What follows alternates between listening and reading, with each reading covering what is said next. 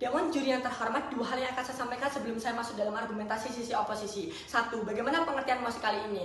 Di proposisi, sekolah menengah itu akan tetap berfokus pada pendidikan klasik. Artinya pembelajaran struktur, guru dominan, dan siswa pasif dengan mata pembelajaran yang kaku dan terpisah itu akan tetap eksis di status quo. Sedangkan di sisi kami oposisi, kami menolak hal tersebut karena kami menilai bahwasanya pendidikan yang progresif itu jauh lebih baik dan sesuai dengan kebutuhan pendidikan abad ke-21 itu sendiri. Di mana pendidikan progresif itu menekankan pembelajaran mendalam atau deep learning dengan cara kolaboratif berbasis proyek dan pengalaman nyata yang terbukti dapat membentuk keterampilan berpikir kritis, kreativitas, dan kemandirian siswa. Dua, bagaimana latar belakang kenapa kami hadir MOSI kali ini? Yaitu karena Indonesia saat ini menghadapi krisis pembelajaran, yaitu satu, literasi dan numerasi yang rendah. Ini terjadi karena minat belajar siswa itu kurang dan kualitas menghitung siswa itu masih rendah. Dua, banyaknya siswa datang ke sekolah tanpa belajar. Ini bisa terjadi karena ketika mereka datang ke sekolah, mereka tidak tahu parameter mereka belajar materi itu apa ataupun fungsinya apa. Karena yang diajarkan kepada mereka itu adalah sistem pembelajaran yang klasik dan berbasis hafalan.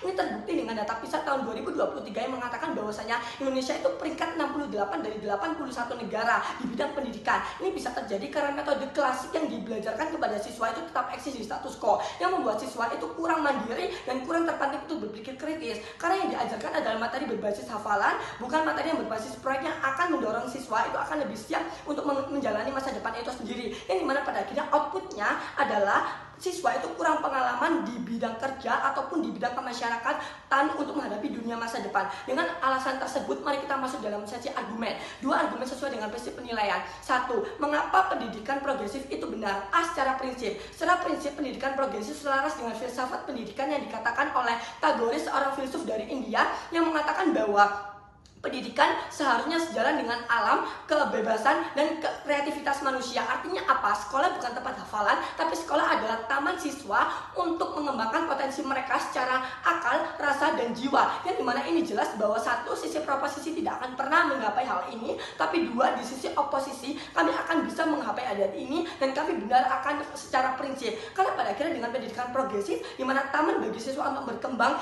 dengan proyek dan pemikiran kritis itu akan eksis di status quo. Dua, secara praktik terbukti bahwasanya berhasil di beberapa negara seperti Norwegia misalnya, yang menekankan pembelajaran tematik, proyek, dan berbasis kolaboratif. Di Indonesia pun juga mulai ada seperti teaching factory di SMK, pembelajaran proyek di kurikulum merdeka yang membuat siswa lebih siap kerja dan lebih mandiri di dunia selanjutnya. Dua, yaitu impact positif ketika pendidikan progresif itu sendiri, yaitu dapat membuat atau membentuk siswa mandiri dan kolaboratif serta siap untuk menghadapi tantangan di masa depan itu sendiri. Mengapa ini bisa terjadi? Karena pendidikan progresif itu guru tidak lagi mendominasi, melainkan menjadi fasilitator. Artinya siswa itu didorong untuk mengambil keputusan sendiri, menyusun cara belajarnya sendiri, dan bekerja secara tim atau dalam tim yang dapat membuat mereka itu bertanggung jawab dengan pembelajaran mereka sendiri. Tapi ketika proposisi bilang bahwa mereka tidak memiliki kapasitas itu, saya rasa salah. Karena dalam MOSI kali itu menyebutkan bahwasanya mereka adalah siswa yang berusia 14-18 tahun. Artinya mereka adalah seorang remaja, dan artinya mereka dapat berpikir secara logis dan mulai dapat berpikir secara kritis itu sendiri. Sebagai contohnya yaitu misalnya proyek penanganan sampah di sekolah, di mana mereka akan dibagi menjadi tim, ada yang meneliti, ada yang membuat poster, ada yang menghitungkan biaya daur ulangnya misalnya. Dari situlah mereka belajar kerjasama tim, kepemimpinan, dan kemandirian dalam mencari solusi itu sendiri. Impactnya apa? Siswa akan memiliki soft skill penting seperti komunikasi, empati, problem solving, dan kepemimpinan misalnya.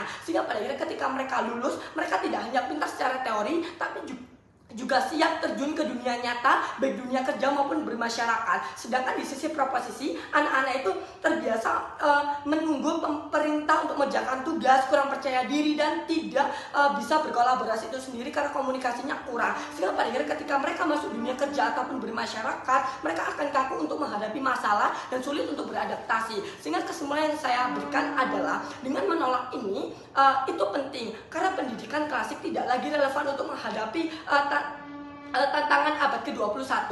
Dengan pendidikan progresif, impact positif yang dirasakan dari cara belajar akan berguna di masa depan, baik di dunia kerja ataupun di dunia bermasyarakat. Dengan ini, mendukung pendidikan progresif merupakan langkah untuk mencerdaskan dan memerdekakan anak bangsa. Bangga menjadi sisi oposisi.